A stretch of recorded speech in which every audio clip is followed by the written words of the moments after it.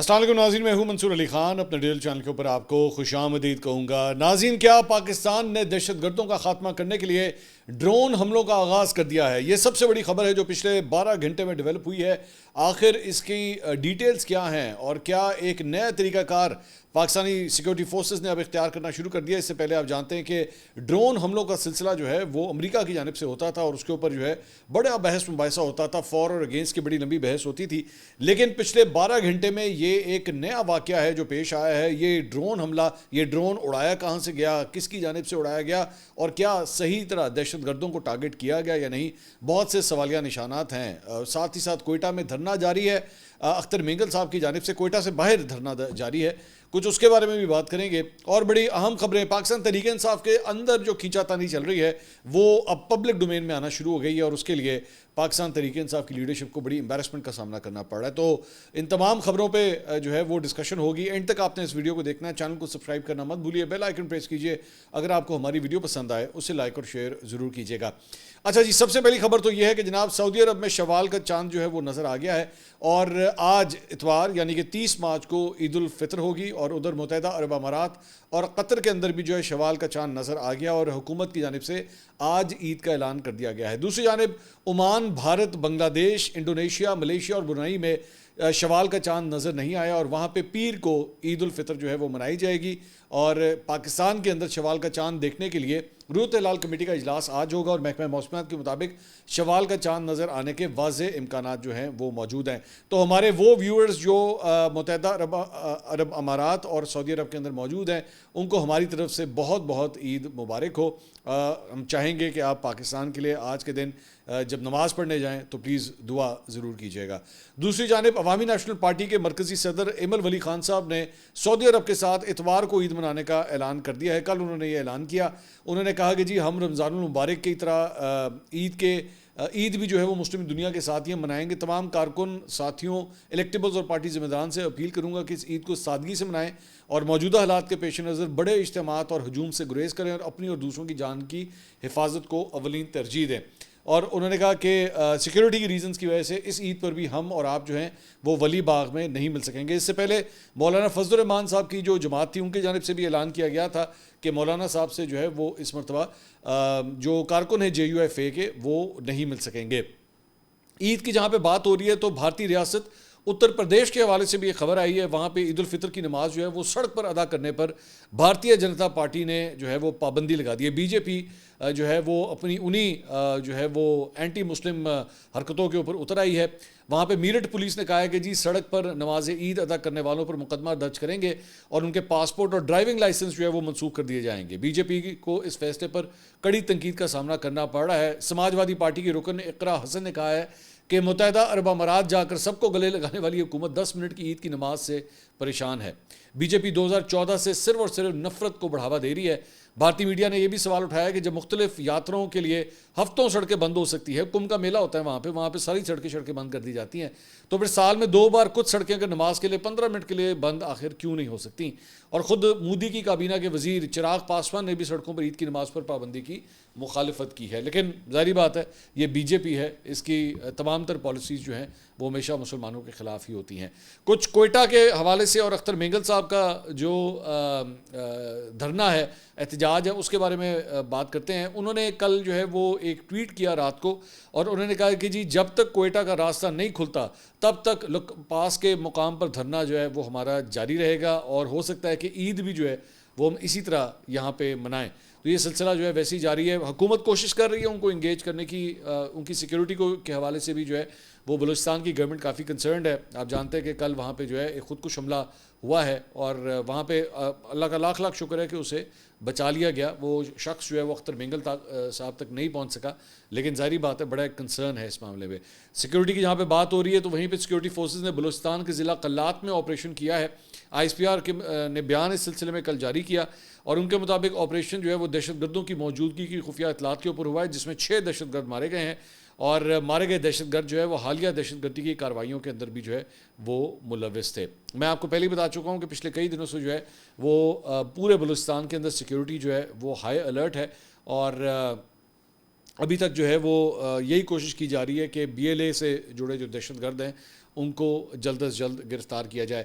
اس کے علاوہ ایک اور جو ڈیولپمنٹ ہوئی ہے وہ کلیم کیا گیا ہے ایک اخبار کی جانب سے, ایک میڈیا آؤٹلیٹ کی جانب سے, کہ جناب یہ جو خودکش دھماکہ وہاں پہ ہوا ہے, مطلب یہ ایک سٹوری اڑائی گئی ہے کہ جی خودکش دھماکہ جو وہاں پہ ہوا ہے, وہاں پہ اس شخص کا جو ہے وہ ایک وہاں پہ سروس کارڈ جو ہے بلوچستان پولیس کا وہاں سے ملا ہے, اور وہ اس کا نام جو ہے وہ اطہر فیاض جو ہے وہ بتایا جا رہا ہے, اور اسے کہا جا رہا ہے کہ جی بلوچ کانسٹیبلری سے اس کا تعلق تھا, اور یہ کارڈ کوڈ جو ہے وہ 32103 کے نام سے جو ہے بتایا گیا ہے. اچھا, انٹرسٹنگ بات یہ ہے, مطلب یہ بڑی مزے کا خیز بات لگتی ہے, کیونکہ یہ اختر مینگل صاحب کی اپنی جو جماعت ہے, یہ اس کے کارکنوں کی جانب سے بیسکلی یہ چیز اڑائی گئی ہے کہ جناب یہ اس طرح جو ہے وہ وہاں سے پولیس کارڈ بھی جو ہے مل گیا ہے, اور مطلب وہ جو خودکش حملہ آور ہے اسے پولیس کے ساتھ جو ہے بلوچستان پولیس کے ساتھ جوڑنے کی کوشش کی جا رہی ہے. سوال یہ ہے کہ ایک شخص جو اپنے آپ کو دھماکے سے اڑانے کے لیے آیا ہے, وہ مطلب کتنا کو عقل مند ہوگا کہ وہ بیٹھ کے پوری طرح اپنی پورا ایڈریس اے میرا پتہ ہے, یہ میرا فون نمبر ہے, یہ میری تصویر ہے, یہ میری شناخت ہے, وہ سارا کچھ وہاں پہ شو کر رہا ہے. مطلب it is ridiculous, it is absolutely ridiculous کہ مقصد یہ ہے کہ کسی طرح جو ہے اس کو سیکورٹی فورسز کے اوپر ڈال دیا جائے, کہ آپ بیسکلی پاکستانی سیکورٹی فورسز کے اوپر جو ہے وہ یہ الزام لگانے کی کوشش کر رہے ہیں کہ وہ خود کش حملہ آور تیار کر رہے ہیں. فار گاڈ سیک, مطلب وہاں پہ ایک ہی آرگنائزیشن ہے بلوچستان کے اندر جو یہ کام کرتی ہے. برائے مہربانی اس قسم کی بچکانہ قسم کی باتوں کو نا, اس کے کنسپیریسی تھیوریز کے اوپر جو ہے وہ کم از کم مت جائیں. اس کے علاوہ خبر رساں ایجنسی AFP نے جو ہے وہ ایک پولیس افسر کے حوالے سے رپورٹ کیا ہے کہ سیکورٹی فورسز نے کالعدم تحریک طالبان پاکستان پر کیے گئے جو TTP اس کے اوپر جو ہے وہ ڈرون حملہ ہوا ہے, اور اس میں 11 افراد جو ہے وہ مارے گئے ہیں. یہ جو پولیس افسر ہے اس نے کہا ہے کہ جی جمعے کی رات کو مردان کے علاقے شموزئی میں 3 ڈرون حملے ہوئے ہیں جن کا ہدف پاکستانی طالبان کے ٹھکانے تھے, اور انہوں نے کہا کہ ہمیں آج صبح پتہ چلا ہے کہ مرنے والوں میں 2 خواتین اور 3 بچے جو ہے وہ شامل تھے. اس واقعے کے بعد علاقے کے لوگوں نے شارع سوات پر لاشیں رکھ کے دھرنا دیا اور دعویٰ کیا کہ اس حملے میں عام شہری بھی ہلاک ہوئے ہیں. تاہم عسکری ذرائع نے اس دعوے کی تردید کرتے ہوئے کہا ہے کہ ان دور دراز علاقوں میں شدت پسندوں اور ان کے سہولت کاروں کے علاوہ کسی بھی عام شہری کی موجودگی ممکن ہی نہیں ہے. اگر یہاں پہ کوئی عام شہری موجود تھا تو وہ ممکنہ طور پر ان شدت پسندوں کا سہولت کار ہو سکتا ہے. بعد میں مقامی انتظامیہ سے مذاکرات کے بعد جو ہے وہ دھرنا ختم کر دیا گیا. تو یہ بڑی انپریسیڈنٹڈ قسم کی بات ہے کہ ڈرون کے ذریعے جو ہے وہ یہ اٹیکس ہوئے ہیں, اور وہاں پہ جو لوکل اتھارٹیز ہیں انہوں نے یہ کنفرم بھی کیا ہے کہ ہاں جی this was a drone attack. تو اس کا مطلب ہے کہ وہ جو ہم پچھلے دنوں ایک بات سن رہے تھے کہ جناب ہارڈ اسٹیٹ کی طرف اب ہم جا رہے ہیں, اور عام طور پہ یہ دہشت گردوں کو کاؤنٹر کرنے کے لیے جو ہے اس سے پہلے بھی جو بلوچستان کے اندر, یہ تو TTP کی بات ہو رہی ہے, بلوچستان میں جب اپرائزنگ ہوئی تھی اور وہاں پہ جو ہے وہ ایک تحریک آزادی جو ہے وہ بلوچ انسرجنس کی جانب سے شروع کی گئی, تو گن شپ ہیلی کاپٹرز کا تو استعمال ہوا ہے, راکٹس کا جو ہے وہ فضائی مطلب ایئر کرافٹس کے ذریعے راکٹس کے بھی استعمال ہوئے ہیں, لیکن ڈرون جو ہے وہ فی الحال ریسنٹ ہسٹری میں کم از کم یاد نہیں آتا. وزیر اعلیٰ خیبر پختونخوا کے مشیر اطلاعات بیرسٹر محمد علی سیف نے ایک بیان میں کہا ہے کہ ضلع مردان میں سیکورٹی فورسز نے عسکریت پسندوں کو کامیابی سے نشانہ بنایا ہے, اور ضلع مردان کے پہاڑی علاقے کاٹلنگ میں عسکری پسندوں کی موجودگی کی مصدقہ اطلاعات کی بنیاد پر ایک انسداد دہشت گردی کارروائی کی گئی ہے, اور یہ مقام جو ہے وہ عسکریت پسند عناصر کے ٹھکانے اور نقل و حرکت کے لیے استعمال ہو رہا تھا. انہوں نے یہ بھی کہا ہے کہ بعد میں موصول ہونے والی معلومات کے مطابق کارروائی کے مقام کے اطراف میں بعض غیر مسلح شہری بھی موجود تھے, اور غیر مسلح افراد کے مارے جانے کا انہوں نے کہا کہ مجھے افسوس ہے, جن میں خواتین اور بچے بھی شامل ہیں. حکومت متاثرہ خاندانوں سے دلی ہمدردی اور تعزیت کا اظہار کرتی ہے اور ان کے ساتھ اس غم کی گھڑی میں کھڑی ہے, اور حکومت جو ہے وہ زخمیوں کو فوری طبی امداد کی فراہمی اور جاں بحق افراد کے لواحقین کے لیے امداد اور معاوضے کی فراہمی بھی یقینی بنائے گی. دوسری جانب PTI کے صوبائی صدر KP کے جنید اکبر صاحب نے کہا ہے کہ جی مردان کاٹلنگ میں 69 چوراہوں کو جو ہے وہ ڈرون حملوں کے ذریعے جو ہے روزے کی حالت میں 10 افراد بشمول بچے اور خواتین جو تھے ان کو مار دیا گیا ہے, جو ظلم و بربریت کی انتہا ہے. یہ ان کی جانب سے یہ بیان آیا ہے. اس کے علاوہ جناب ایک بڑی انٹرسٹنگ خبر جو ہے وہ ڈان کی جانب سے آئی ہے, اور ڈان نے یہ رپورٹ کیا ہے کہ ڈیرہ اسماعیل خان میں شرپسندوں نے کالعدم تحریک طالبان یعنی کہ TTP کی جانب سے شوگر ملز سے اب جو ہے وہ بھتہ مانگنا شروع کر دیا یا ٹیکس مانگنا شروع کر دیا ہے, جبکہ اس پہ عمل نہ کرنے پر فیکٹریوں پر ہتھیاروں سے حملے کی جو ہے وہ دھمکی دی جا رہی ہے. Pakistan sugar mills association Khyber Pakhtunkhwa zone کے چیئرمین نے وزیر اعلیٰ خیبر پختونخوا علی امین گنڈاپور, گورنر فیصل کریم کنڈی اور corps commander Peshawar lieutenant general Umar Bukhari کو جو ہے یہ الگ الگ خط لکھے ہیں, اور تینوں خطوط کے متن کے مطابق ڈیرہ اسماعیل خان کے علاقے رمک میں شوگر مل سے شرپسند عناصر TTP کی جانب سے ٹیکس جو ہے وہ مانگ رہے ہیں.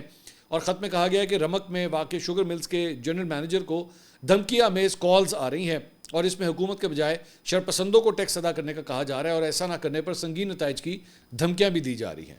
خطوط میں کہا گیا ہے کہ شرپسندوں کی جانب سے ٹیکس ادا نہ کرنے کی صورت میں فیکٹریوں پر ہتھیاروں سے جو ہے وہ حملہ کیا جائے گا۔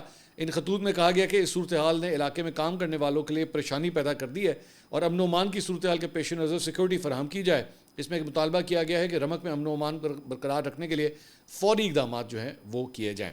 ایک اچھی خبر عید کے موقع کے اوپر جو ہے میرے خیال میں اسے اس طرح ہی کہوں گا، وہ یہ ہے کہ جناب خیبر پختونخوا کے شورش زدہ علاقہ جو ضلع کرم ہے، وہاں پہ فریقین کے درمیان 8 ماہ کے بعد جو ہے وہ ایک امن معاہدہ طے پا گیا ہے اور اس معاہدے میں کہا گیا ہے کہ دونوں فریقین امن معاہدے کی پاسداری کے پابند ہوں گے۔ اس بات پر بھی اتفاق کیا گیا ہے کہ حکومت اور ریاستی ادارے جو ہے وہ مل کر روڈ کو باقاعدہ طور پہ کھولنے کا اعلان کریں گے تاکہ عوام کی مشکلات کو دور کیا جا سکے اور سفر کی سہولت جو ہے وہ بھی فراہم کی جا سکے۔ امن معاہدے کے تحت روڈ پر کسی بھی قسم کا کوئی ناخوشگوار واقعہ رونما ہوتا ہے تو کوہاٹ معاہدے کے تحت قانونی کارروائی کی جائے گی اور معاہدے کے تحت تمام معاملات بات چیت کے ذریعے جو ہے وہ حل کیے جائیں گے۔ بڑی اچھی بات ہے، خوشی کی خبر ہے عید کے موقع کے اوپر جو بڑا ٹینس رہا ہے یہ علاقہ اور یہاں پہ جو ہے وہ کئی افراد قتل ہوئے اس فرقہ وارانہ لڑائی کے اندر۔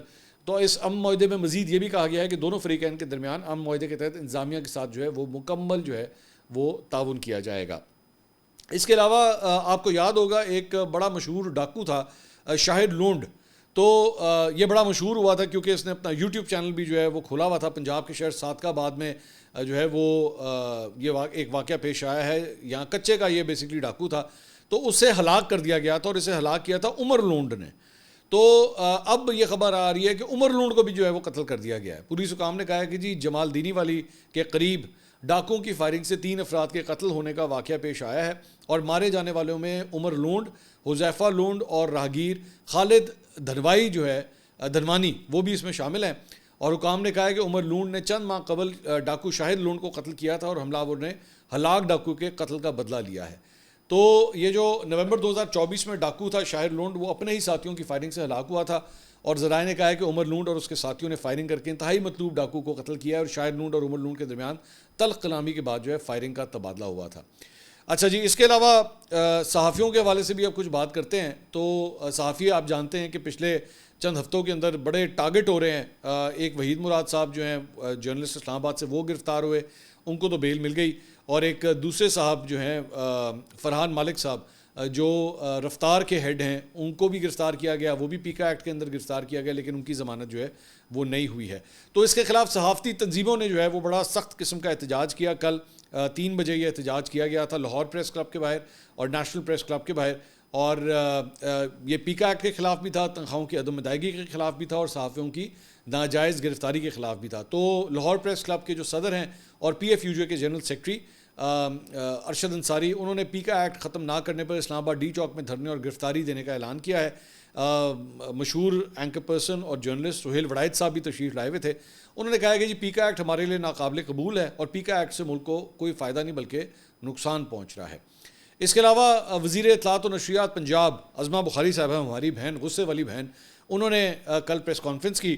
اپنی پریس کانفرنس میں انہوں نے کہا جی نہ دہشت گرد چھٹی کرتے ہیں اور نہ حکومت کر سکتی ہے۔